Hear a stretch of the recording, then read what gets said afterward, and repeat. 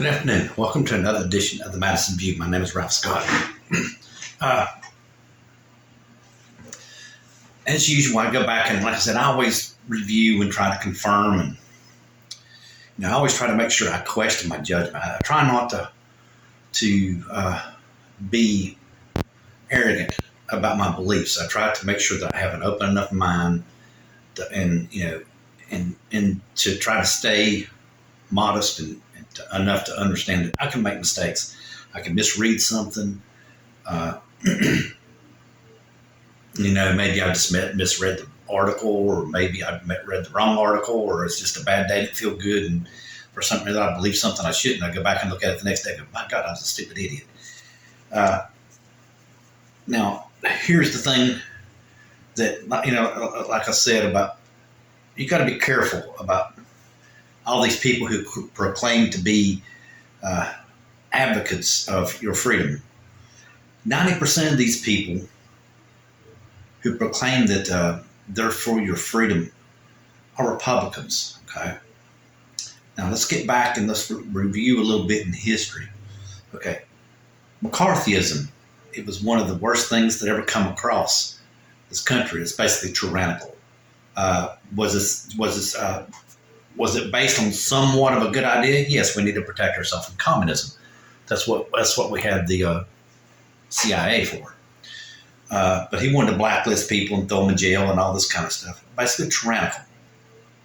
Okay, now, I read saw a video on the internet. It was talking about the Second Amendment as being one of the cornerstones of the country. And my forefather wrote it. James Madison, my grandpa, wrote it. Okay, and I explained to you this before, how I feel about the Second Amendment. Okay, when the Second Amendment was written, okay, we didn't know from one day to the next if Britain was going to invade us again or not. We didn't know. We didn't know. So everyone needed to be armed to protect our freedom. Okay, we needed everyone armed because, number one, we were just starting out and we couldn't afford a good standing army. It was more a matter of necessity. Okay. Today, however, the Second Amendment, in my opinion, is not outdated, but in my opinion, the things that's come around for a little bit of like registration and stuff like that right there is a good idea. Okay, it's to protect us from ourselves and from our own guns that we own or other people own. There was a person on the internet that said that the major reason why, and which is the truth, and I know this for sure, the reason why the Second Amendment was written was to protect us from tyrants, from a tyrannical government. Now, here's the thing. Basically, that's what the Republicans are trying to say about the Democrats, that they're tyrants. Okay, now you go back and review the definition of a tyrant. Okay. A tyrant is someone who will lie, cheat, steal, and kill, and keep someone suppressed and take everything for himself. That's a tyrant. Okay? They're basically evil. They lock you up in just like Stalin and Hitler and stuff like that. They will murder you or do whatever it takes to maintain power. I don't know, last time I checked, Joe Biden doesn't do that. And here, this is the whole entire thing. This is the whole entire thing that really baffles me, because the guy made some good points. Because basically, he was definitely right about why the Second Amendment was written and why and how it came about. He was definitely right about that. There's no doubt about it. But like I explained to you, it's also a different time in our history. Okay. Now here is the thing that he pointed out about handguns. He said that hammers killed more people than handguns. Okay, well, he's wrong. I went and researched back over this again. It was over 23,000 people killed with handguns in the United States, and something like 1,500 or 2,000 with assault rifles. And he said knives was also, and there's 15,000 people killed, 1,500 people killed with knives, not 15,000 killed with knives. Okay, so that was the next highest murder weapon used. Now, he did say one fact, that the highest gun death is by suicide. He is definitely right about that. And here he also quoted again about how the cities are the mainstay of crime. Okay, it's just like I told you before, the gun deaths in the United States line up with the red states. Okay. And I'll go back and do a little bit more further. The only thing I forgot to check on was the exact murder rate in those states. But if memory serves me correctly, like the murder rate in Toulouse, Mississippi, or Tupelo, Mississippi, or something like that, it's 41 per 1,000. In Chicago, I think it's 31 per 1,000. So it's actually higher in Tupelo, Mississippi, I think, than it is in Chicago. So you gotta really pay, and that's a red state. You gotta really pay attention, because I'm telling you, these guys will sell you down the road in a second. You got to do this research for yourself. Anybody that says they protect your freedom, and then they go on on this big rant about abortion is wrong. That's an individual freedom. It doesn't matter what your religion says or that religion says. That's an individual freedom. That's an individual choice. Whenever you choose not to get an abortion, you have exercised your moral choice. See what I'm saying? If you choose to get an abortion, that you have exercised your moral choice. But overall, it is an individual right. It should not be restricted. At the very least, it should be voted on by the people of the United States, not given back to the states and turned into a political game. But,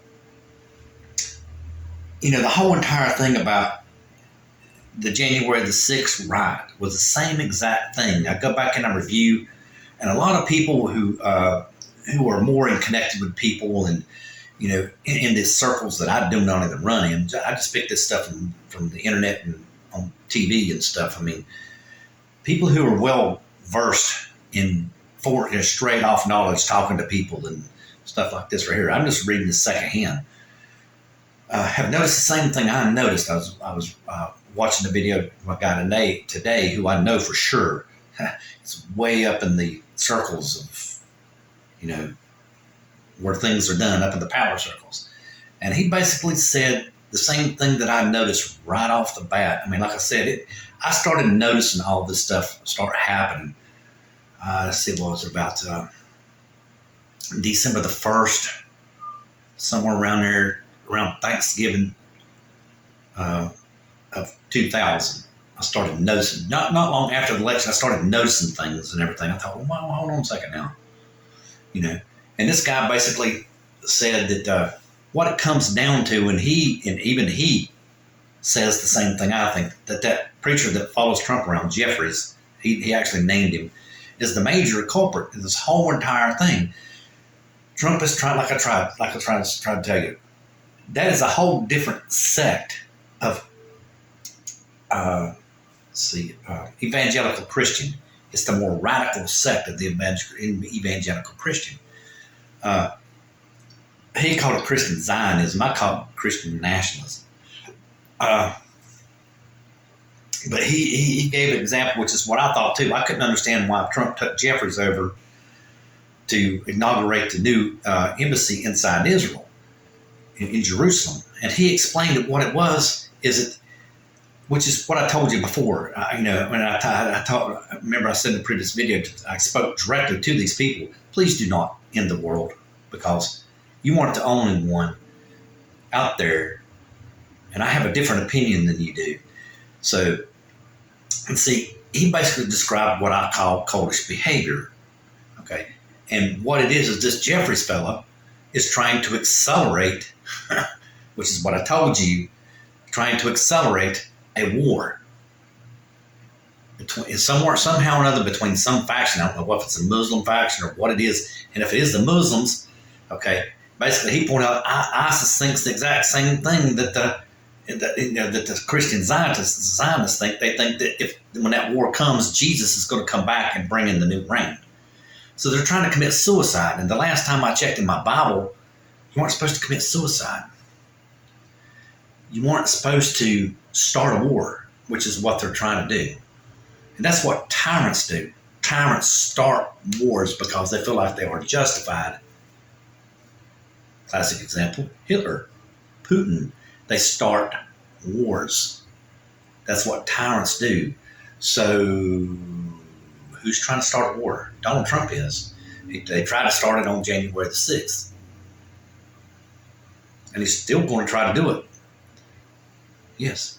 He is the tyrant. The Republicans are the tyrants. So this whole entire thing of trying to use January the 6th, that the Democrats and the liberals are the tyrants of the world, is absolutely absurd.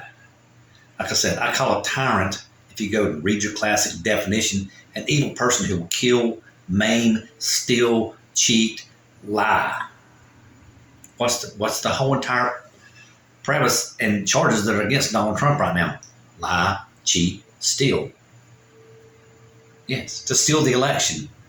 He was to overturn the whole entire free and fair democratic process. And as long as we have that democratic process every year, which is what the Constitution is designed to protect, as long as that democratic process is intact and the power is transferred by the will of the people of the vote, it is not a tyrannical institution. Our government right now is not tyrannical. Some people in it are, and the Republicans are right in there with it. Like I said, they're a cult right now. So, and just like I said in the previous video, I mean, it's just something that just really baffles me. The right wing's justification for wanting to overthrow the government is, the country's going awry. And like I said, you got to remember, it says specifically in there to get rid of a tyrannical institution. Okay, I'm sorry. A difference in opinions and a difference in moral ideology is not tyrannical. Just because your feelings are hurt, because someone has a different opinion from you, does not give you the right to overthrow our government. You are not justified by God to overthrow anybody. The only way you're justified by God to overthrow anybody, if someone is coming in, like I told you, in your churches and round you up and throw you in jail, then you are being treated tyrannically. Offering you free Medicare, food stamps, that's far from being tyrannical. That's all I like to say. Good night.